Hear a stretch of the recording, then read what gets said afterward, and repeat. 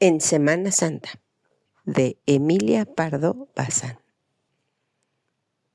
A la cabecera del moribundo estaban Preciosa y Conrado, asistiéndole en sus últimos instantes, temblorosos como el criminal que sube las escaleras del cadalso.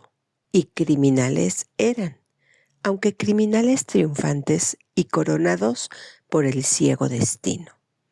Conrado y Preciosa, el que, después de largos sufrimientos, sucumbía en el cuarto, impregnado de olores a medicinales drogas, entristecido por la luz amarillenta de la lamparilla que iba extinguiéndose al par de la vida del agonizante. Era el esposo de Preciosa, el protector y bienhechor de Conrado. Y para los que de común acuerdo le engañaron y ofendieron sus canas. No tuvo nunca aquel honradísimo viejo, generoso y confiado como un niño, más que palabras de dulzura y hechos de bondad y amor. Abierta siempre a Conrado su bolsa y su casa, abiertos siempre los brazos y el corazón para Preciosa, cuya juventud no quiso entristecer nunca con severidades de anciano y melancolías de enfermo. El infeliz tenía derecho a la gratitud y al respeto más tierno y grave, ya que otros sentimientos vehementes no pueda inspirarlos la senectud. Y ahora se moría lentamente, después de advertir a Preciosa que quedaba instituida su única heredera y que si no sentía repugnancia por Conrado, a quien él miraba como hijo, deseaba que ambos le prometiesen casarse a la terminación del luto.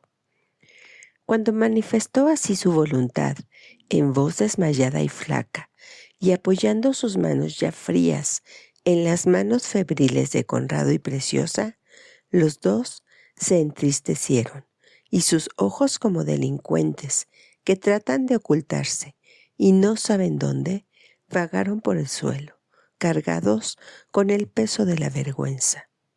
Preciosa, sin embargo, mujer y extremada en la pasión, fue la primera que recobró ánimos y, reaccionando violentamente, trató de atraer la mirada de Conrado y de pagarla con una débil sonrisa. Pero Conrado, como si sintiese picaduras de víbora, se retiró al fondo de la alcoba y, dejándose caer en la meridiana, escondió entre las palmas el rostro. Un silabeo apenas perceptible del moribundo le llamó otra vez a la cabecera del lecho. «Conrado, mira, soy yo quien te lo ruega en este momento solemne. No dejes desamparada a Preciosa, que sea tu mujer, y quiérela y trátala como la quise yo, siquiera por el día en que estamos. Dame palabra». Y Conrado, balbuceando, solo pudo barbotar: «La doy, la doy». Lució una chispa de contento en las apagadas pupilas del moribundo. Pero, como si aquel esfuerzo hubiese agotado el poco vigor que le quedaba, cayó en un sopor, nuncio del fin. Tal fue la opinión del médico, que aconsejó se trajese la extrema unción sin tardanza. Pero al llegar el sacerdote con los santos óleos, no había calor vital en el cuerpo.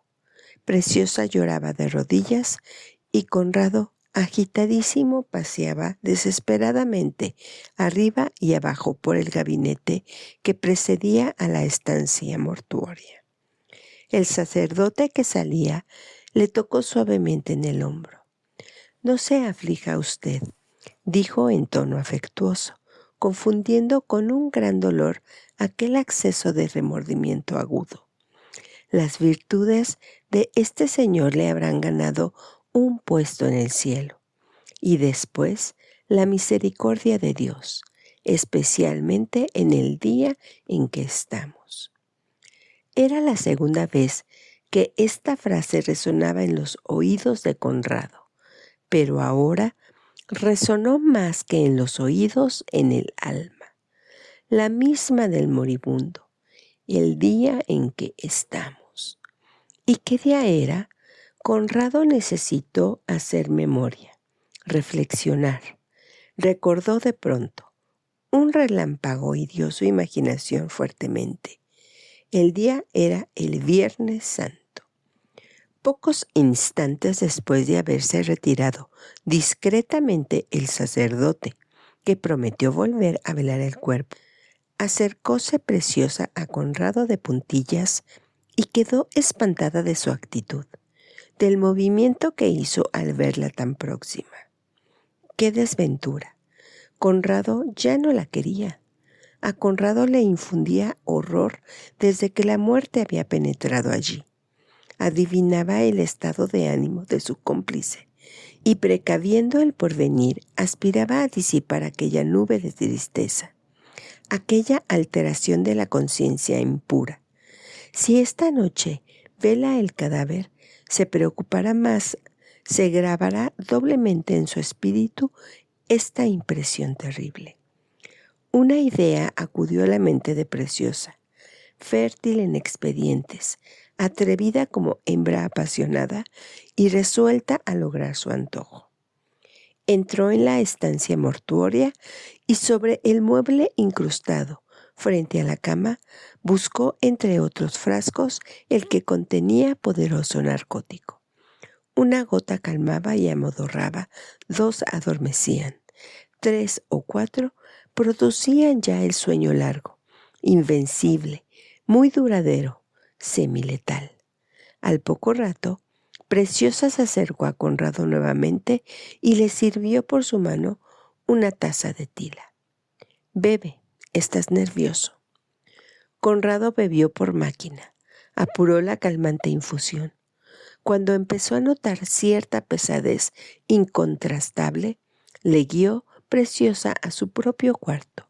Le reclinó en el amplio diván, revestido de raso y almohadillado de encaje. Cubrióle con rico pañuelo de Manila. Le abrigó con edredón ligero los pies. Le puso almohadas finas bajo la nuca. «Duerme, duerme», pensó, «y no despiertes hasta que esté fuera de casa el otro». Conrado, entretanto, abría los ojos, sacudía el sueño de plomo que le había postrado y se restregaba los párpados, notando que el sitio en que se encontraba no era el elegante dormitorio de su tentadora Preciosa, sino una calzada en cuesta, empedrada de losas rudas y anchas, sobre la cual caía a plomo un sol ardoroso y esplendente, como de primavera en un país cálido. Miró en derredor. A sus pies se extendía una ciudad que le parecía conocer mucho. ¿Dónde había visto él aquellas puntiagudas torres, aquellos extensos baluartes, aquel recinto fortificado, aquellas casas cónicas, aquel monumental templo, aquellas puertas angostas, sombrías, bajo las cuales cruzaban dromedarios y bueyes guiados por hombres de atezados cutis?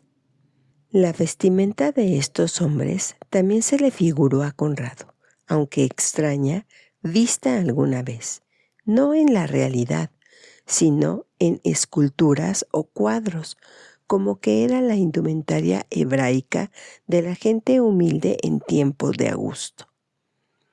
La chituna o túnica ceñida, el talid o manto, el sudaz que rodea las sienes, el ceñidor que ajusta el ropaje y los pies descalzos o metidos en gastadas sandalias de cuero.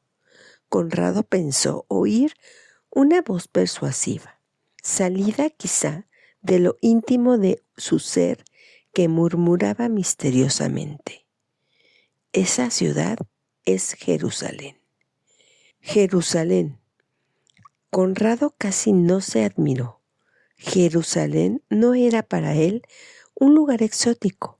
En Jerusalén había pensado tantas veces, desde niño por el nacimiento que preparaba su madre. Se había familiarizado con Jerusalén. En Jerusalén tenía hogar su espíritu. Su fe tenía casa propia. Lo único que sintió fue inmensa alegría. Imaginó volver de un largo destierro. Un grupo de gente que se apiñaba en la puerta fijó la atención de Conrado. Instintivamente siguió al grupo por un camino que defendían a ambos lados setos de chumberas y que orlaban palmas y vides, rosales de Jericó e higueras ya cubiertas de hoja. Dirigíase el grupo hacia áspero Cerrillo, que destacaban sus líneas duras sobre el horizonte color de violeta. Bullía una muchedumbre en la colina. Hormigueaban los de a pie y se mantenían inmóviles sobre sus recios corceles los legionarios, cuyas lorigas y rodelas rebrillaban. Dominando la multitud, coronando la escena, erizando el cerro, se erguían 3 cruces negras, sobre las cuales parecían estatuas de pórfido rosa. Desde lejos, los cuerpos de los 3 ajusticiados. Conrado, entonces, tampoco se asombró, tampoco se creyó juguete de un delirio. Al contrario, se penetró de que estaba asistiendo no a un drama, a la representación de la verdad misma. Aquella escena, aquella triple crucifixión y sobre todo una de las cruces la llevaba él entró desde los primeros días de la niñez. Si había sufrido, era cuando teniéndola en sí, no podía verla ni contemplarla. Cuando se le desvanecía, como se desvanece el rostro de una persona querida al querer reconstruirlo cerrando los ojos. Qué felicidad poseer de nuevo la visión, clara, concreta, firme, indubitable, de la cruz, no una cruz de oro, plata ni bronce, sino la cruz viva, el madero al punto en que lo calienta el calor del cuerpo divino y lo empapa la sangre redentora. Conrado, sin aliento de tan aprisa como iba, seguía al grupo, subiendo la agria cuesta, hollando el seco polvo y los abrojos espinosos del siniestro Gólgota, salpicado de blancos huesos humanos que calcinaba el sol.